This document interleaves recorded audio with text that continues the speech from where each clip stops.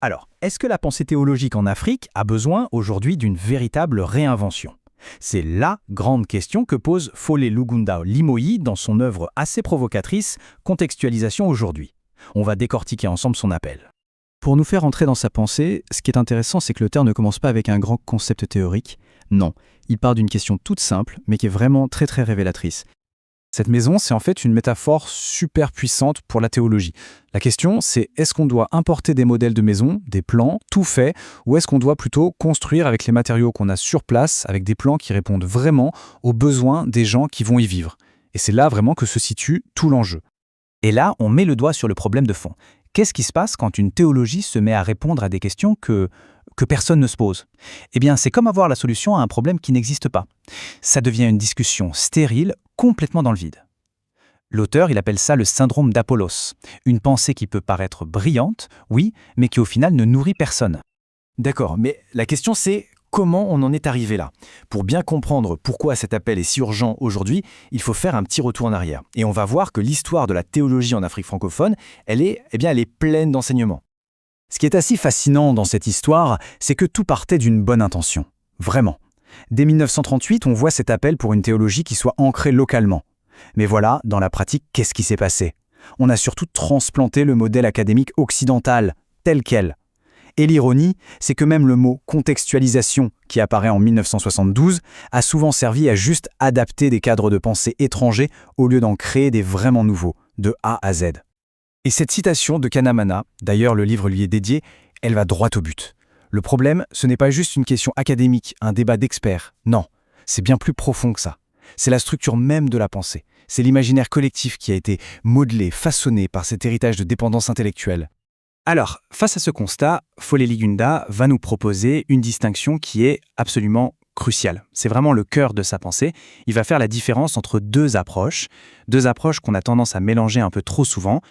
Et là voilà, cette fameuse distinction. D'un côté, on a la théologie qu'il appelle contextualisée. C'est celle qui importe des idées de l'extérieur et qui essaie de les appliquer sur place. On est dans une théologie d'application. Et de l'autre côté, on a la théologie contextuelle. Là, c'est tout l'inverse. On part des problèmes locaux pour créer des réponses qui sont uniques. C'est une théologie de création.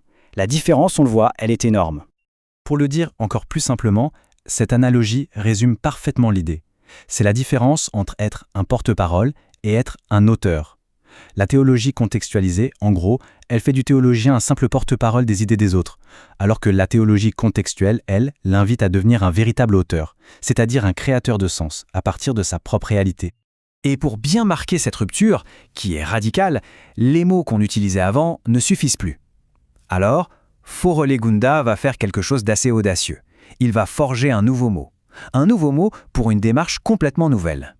Et ce nouveau concept, ce pas en avant, c'est la contextualisation. Attention, ce n'est pas juste un jeu de mots. Ce nouveau terme, il signale vraiment un changement radical d'initiative. La responsabilité, ce n'est plus d'appliquer des choses qui viennent d'ailleurs, mais c'est de créer. C'est un vrai basculement du centre de gravité intellectuel. Il passe de l'extérieur vers le cœur même du contexte africain. Bon, mais pour que cette contextualisation ne reste pas juste un joli mot, l'auteur nous donne une sorte de test d'authenticité en 4 points. Premièrement, est-ce que le problème vient vraiment du contexte local? Deuxièmement, est-ce que le cadre qu'on utilise pour l'analyser est pertinent pour ce contexte-là? Troisièmement, est-ce que la solution proposée répond à un vrai besoin de la communauté? Et enfin, quatrièmement, est-ce que le langage utilisé est accessible? Est-ce qu'il parle aux gens? C'est une grille de lecture qui est exigeante, c'est sûr, mais elle est indispensable. Et cette citation, elle résume parfaitement ce changement de posture. La question à se poser n'est plus « Ok, mais qu'est-ce que Karl Barth ou Karl Rahner auraient à nous dire là-dessus ?» Non, la vraie question, c'est plutôt « Qu'est-ce que Dieu a à nous dire, à nous, dans nos conditions de vie concrètes, ici et maintenant ?» On voit bien le changement de perspective.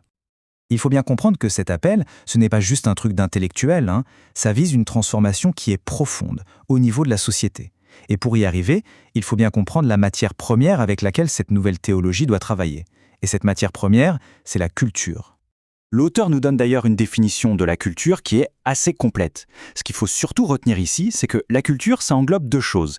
Des éléments qu'on voit, ce qu'il appelle les formes extérieures, mais aussi et surtout des éléments invisibles, comme les croyances ou les valeurs.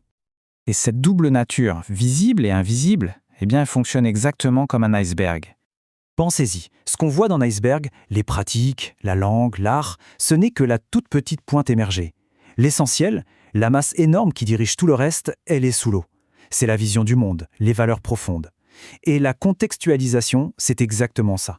C'est l'effort de plonger sous la surface pour aller dialoguer avec cette partie immergée, invisible de l'iceberg culturel. Du coup, l'objectif final change complètement de nature. Le but, ce n'est plus simplement d'adapter un message qui vient d'ailleurs pour qu'il colle à la surface de la culture.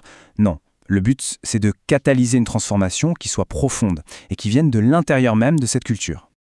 Et cette dernière phrase, qui est tirée de la conclusion du livre, elle résume parfaitement cette vision globale, holistique. L'idée, c'est de développer une pensée qui ne soit pas juste cérébrale, mais qui engage la personne dans son intégralité. Un dialogue puissant entre la tête et le cœur pour toucher la tête en parlant au cœur et toucher le cœur en interpellant la tête.